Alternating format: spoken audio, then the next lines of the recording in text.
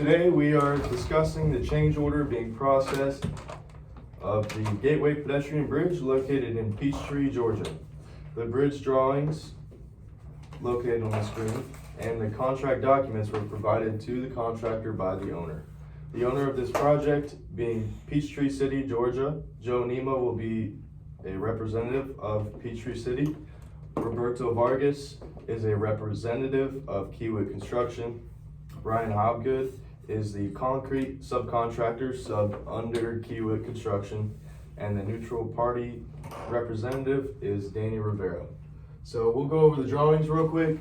Located above, they are provided to Kiewit Construction along with the elevations.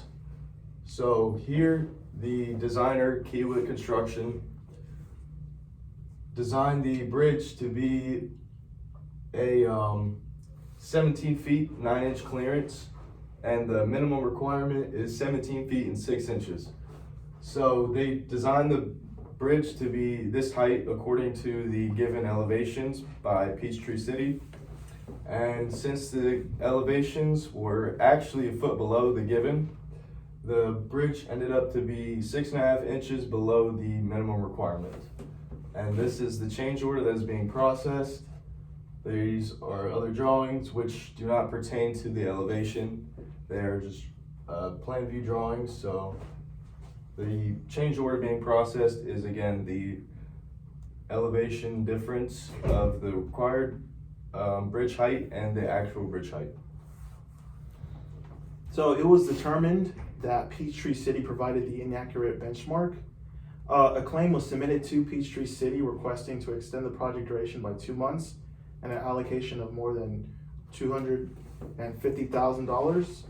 Peachtree City is responding by saying that this claim is invalid, and Kiewit Construction Company, along with a credible concrete subcontractor, responding with why this claim is valid.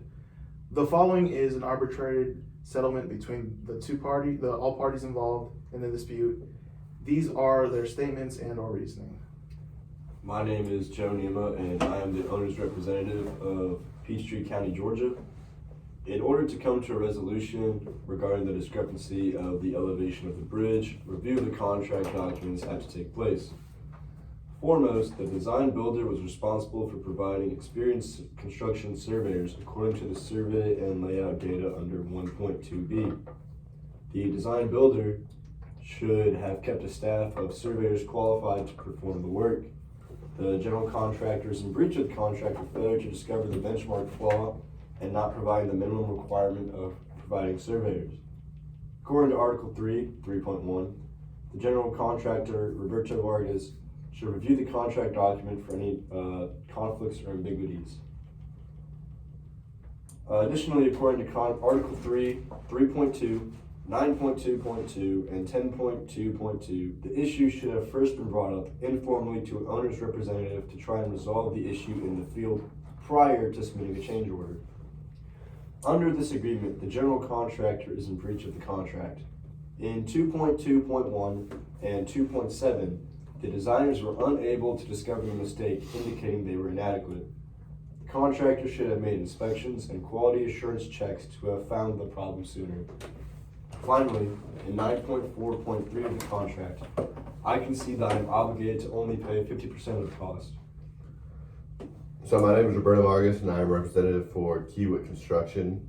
The design of the bridge was specifically made and constructed to the specifications that were given by the owner. The owner provided the incorrect benchmarks that our entire design was based off of. Our change order was processed based on Article 4, which is the hazardous conditions and differing site conditions of the general conditions. Subsection 4.1.4 states that we were subjected to an adjustment in the contract price / contract time due to the presence of the hazardous conditions. The bridge being approximately 1 foot lower than the minimum height classifies this as a hazardous condition due to the clearance issues.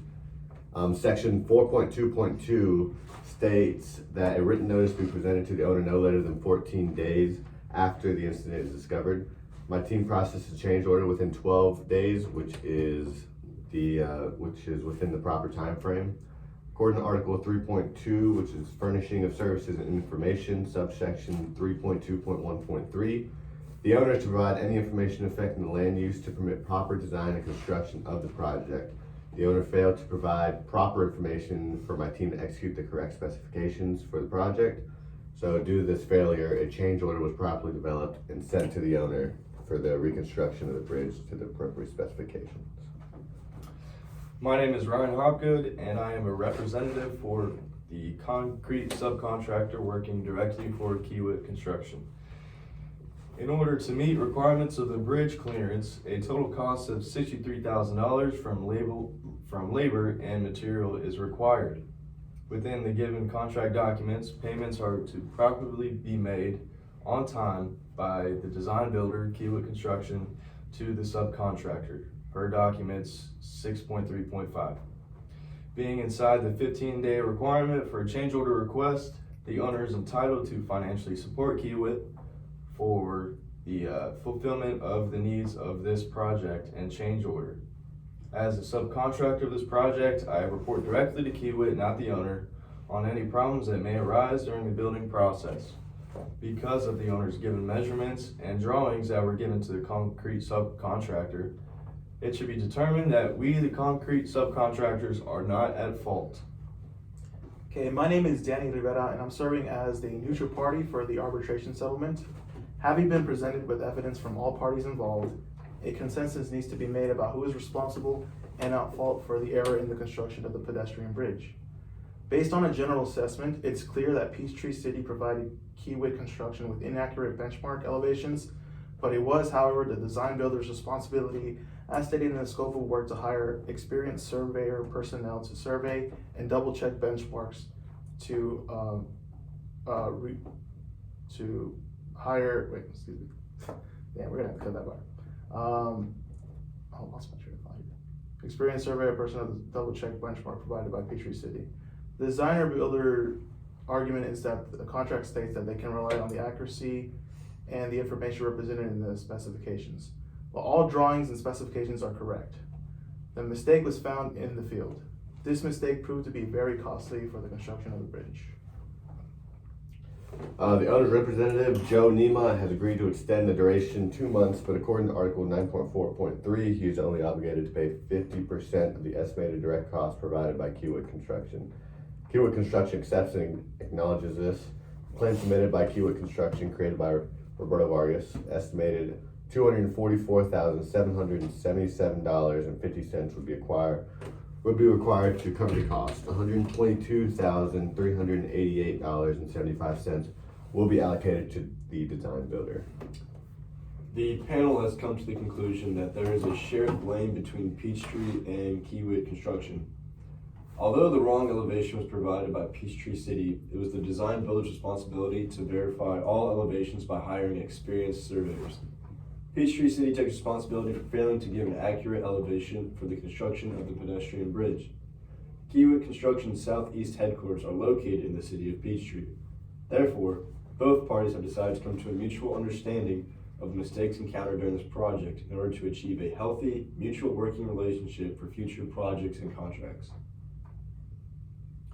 So in conclusion, we have realized that either party could have their own responsibilities, and the important thing that was followed today was the owner and contractor would like to maintain a healthy relationship going forward. They realize that it is necessary to come to a conclusion and meet in the middle as they did.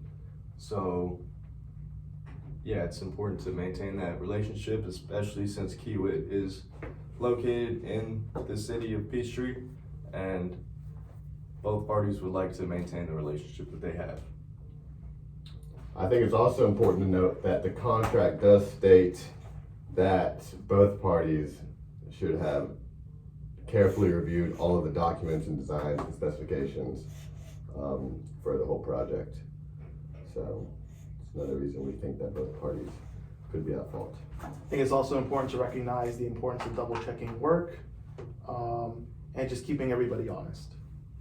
And at the end of the day, we want to establish the working relationship and make sure everyone is not necessarily fair, but holds up to the contract agreement, because what we signed is what goes.